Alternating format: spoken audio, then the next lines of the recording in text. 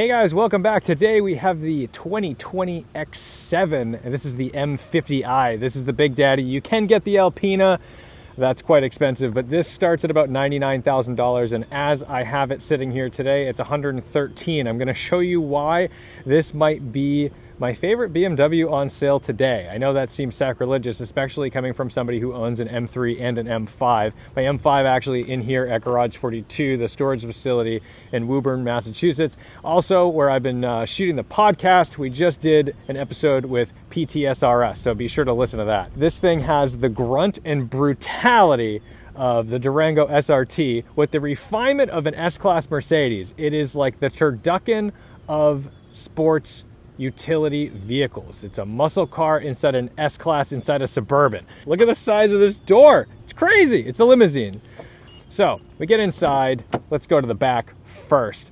One of the first things you'll notice is that this one is optioned with the captain's chairs. It's an $850 option, and it might seem like the obvious choice. For $850, you're going to get these sweet captain's chairs. But what you got to remember is that you sacrifice this floor space for storage. So if you were planning on using this as more than just a people carrier, you wanted to haul a mattress or, stuff, now this is all you get. So you'd have to remove these seats in order to get more storage space from here. You can see all my podcast equipment back here, but inside, quite luxurious. So obviously you've got this massive door.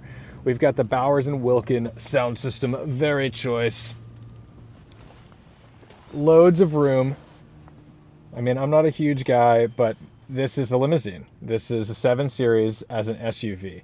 And when we get on the road, I think you're going to really enjoy the performance that it also has, because it's still a BMW, and I promise you that M badge on the back is not just a joke. It actually kind of earns its keep. We've got this monster panoramic sunroof and LEDs, so when you have at night the accents, the ambient lighting all along here. Currently you can see it's in lilac, the purple. That will also be purple. Very nice, very relaxing. Soft closed doors all around. Wonderful. We come around back, we've got my favorite feature, the split hatch. That's like a photographer, videographer's dream. And also quite easy to load and unload things. But another thing, you can lower the car from back here, so it does have an air suspension, and when you do that, it's going to put this in its lowest position, so that way you can get to that loading bay. They give you pretty much idiot-proof buttons back here, so if you want max luggage space, it's going to put down the third row. If you want max people, you just do this, pops these up.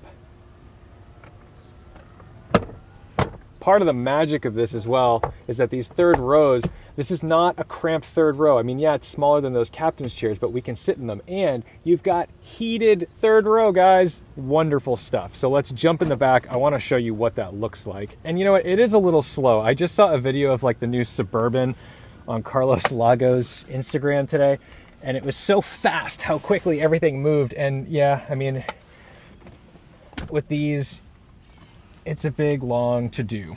But I've got quite a bit of room back here. And I've got my cup holder. I've got what I need. And I even have another sunroof back here that I can move, which is wonderful. So you don't feel claustrophobic back here. You've got windows, you've got sunroof. That's the kind of thing that you don't feel in the Lexus GX. Inside the cockpit, it's like an 8 Series, right? You've got the nice glass shift knob. We've got a bunch of storage space. We've got some pretty intense seats where I can adjust pretty much everything. The only thing that this car doesn't have that I would option on mine if I had it is the massage seats. This doesn't have the massage seats. And I think, yeah, I know it sounds bougie, but it's kind of like you got to have it at this point.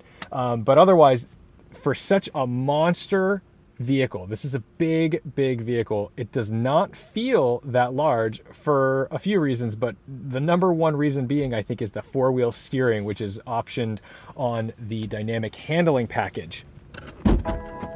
So that means that at low speeds, it's going to turn the wheels against the front wheels, and at high speeds, it's going to turn it with it. So it makes it feel like a shorter wheelbase at low speeds, longer wheelbase at high speeds. And you will have trouble, I promise, not getting speeding tickets in this one It's fast. Its natural speed is 90 miles per hour on the highway. You're going to be going 90 everywhere. So, keep your eyes on that heads-up display. Under the hood, we've got a 4.4 liter twin turbo V8. So let's go take it out for a drive because this thing is it is no joke.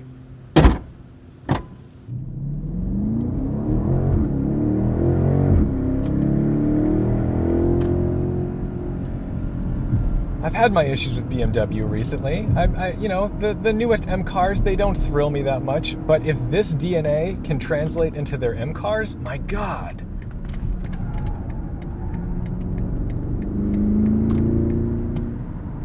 This is an over 5,000 pound full-size SUV, 3 rows. Look at what it's doing.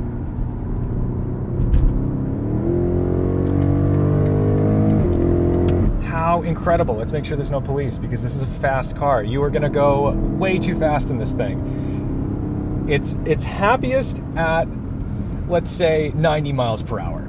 That's like its natural speed. That's where if you got on the highway with this thing and it just kind of settled in, that's where it's going to go. My goodness, you need to use that cruise control because you will be speeding 100%. It insulates you from the speed very well. And that's a great thing, but like I said, the impressive thing is that not only does it insulate from the speed, it has excitement. Now, you might notice I'm not touching the steering wheel, and we are driving down the highway. It's going to tell me to put my hands back on. It's going to blink at me. There we go. But it has reasonable assisted driving technology. So obviously the radar guided cruise control paired with its lane keep assist, and then it's just going to do the thing. It's just going to drive. It's not the best in the business. It's good though. It is good. One of the best features of this automated cruise control and assisted driving is that it will change lane. Yes. No more cumbersome lane changes manually. You just hit the button. How nice. The one thing I will say is the lane keep assist. What I mean by that is when you're driving yourself and you started to stray out of your lane, it will jerk the car back into the lane. I don't keep that on, and there's a button here, and that's going to be all of those types of modes. I turn off the lane keep because when you're on a 2-lane road and there's a FedEx truck parked on the side of the road and has his, half of his truck in the road, and you want to go ahead and go around him, the second you start to cross double yellows, it's going to try to pull you back. I do not like that feeling. That is where this technology has not won me over, really, in any car. That freaks me out quite a bit. I do not like that. I anticipate that this will be the benchmark for every high-end hotel limousine because, oh my goodness. On the phone. Man, you're supposed to be a cool hippie, not a texting driver. It's amazing because you're basically driving a full-size SUV 7 Series. And it's a getaway car. It's a friggin' getaway car.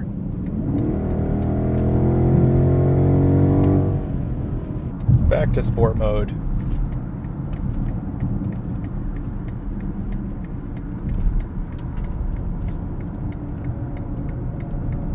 Little bit of intervention from the stability control, but it intervenes very smoothly. So let's say you were going to do something stupid and you were going to show off to your friends. It's not like this big gut punch of, hey man, you look like you had no idea what you were doing. This thing really reels you back in a nice way and makes it look like you're a star. Makes you look like a champion. It's impressive.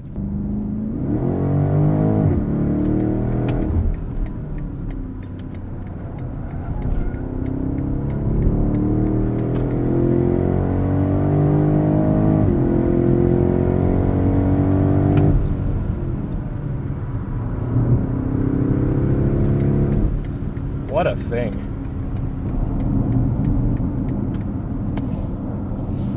Seatbelt's all tight. Oof. My gripes with the X7 are pretty minimal. So number one, and I'm splitting hairs here a little bit, the feedback on the steering response could be refined. It's not bad. It's not terrible. It's not even subpar. It's good. But I feel like it could go just a little bit further, and honestly, it's probably just software. So that's one. Two, There's so much technology in this thing that I actually get lost in it. I feel like I need to have kids so they can teach me how to use the car.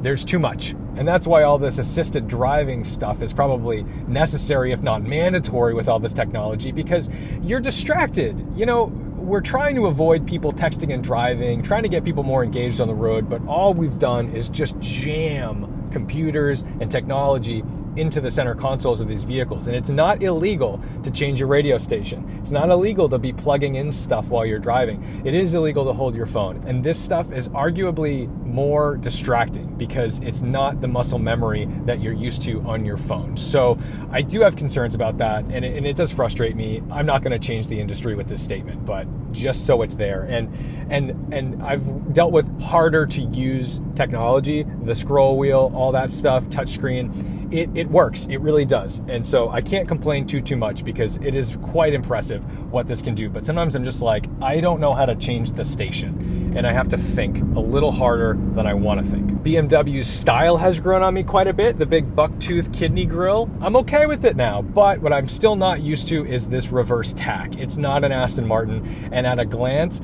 I don't know what my engine speed is, which, you know what? Guess it shouldn't matter. I'm driving an automatic. It should be fine. But, you know, and it's all red. So it's kind of difficult to like differentiate. It's not this like obvious line of here I am. So maybe some contrast on the colors in that. Maybe it's a little better in the regular mode than sport mode. But still, not my favorite thing. Oh, lowrider Odyssey.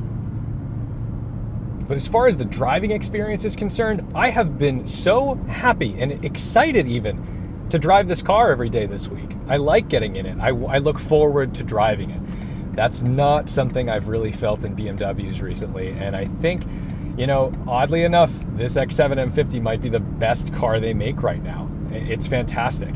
Oh, and by the way, these brakes are just insane. There's no one behind me. We've got a safe braking. Wild.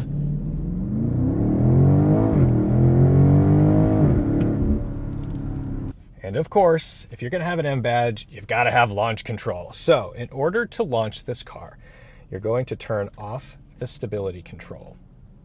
Then we're going to knock you into S mode. Then I'm going to hold 1 foot on the brake all the way down. I'm going to floor it past the kickdown switch. You're going to see the checkered flag come up, and then we dump the brake and off we go.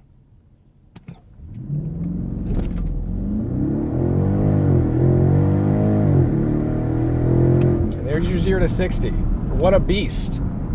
Pretty simple and no drama. There's no tire chirp. There's no, you know, maybe you want that. I don't know, but it does it efficiently. It just gets you out of the hole. Fantastic. Good job, BMW. Great job on this X7. We got to let this transmission cool down a little bit. They recommend 5 minutes between launches. I don't need to do another one. I'm perfectly happy. BMW's done a really nice job of making this an enjoyable car to just waft along in. And that's always the fear, right? You get the BMW M car and it's going to evoke the stereotypical BMW driver in you to be a tailgating jerk and always be flooring it everywhere. And yeah, the cars kind of give you that vibe. They make you drive that way. This car, it has that side to it in sport mode. It certainly can do those things, but they've also engineered it to be a limousine. And that's why I think I've always derived a lot of pleasure from driving limousines, whether it's an S-Class Mercedes or even a Mercury Grand Marquis. There's something like really lovely about driving 30 miles an hour and just absorbing the bumps and enjoying the road and not feeling like you need to be going fast. And that's what's so impressive about the X7 is that it does both. It's the supple limousine to get your passengers there quietly, safely, and relaxed. And it's also a getaway car because you're trying to get the princess way out of Dodge because somebody's chasing you in a sports car, and this can outrun them. I can't believe I'm saying this. I really like this X7. I really do. I didn't expect to fall in love with it the way I did. Will I be buying one? Probably not. I'm always going to have the sports car thing. I'm always going to be in that sports sedan segment. But if I needed the space and I needed it to transport people the way that you might do in an X7, this is up there on my list. So thank you so much for watching, liking, commenting, and subscribing. Don't forget to respect the drive and leave your comments. I'm sure this is a polarizing vehicle, but I gotta say, till I drove it, I didn't get it.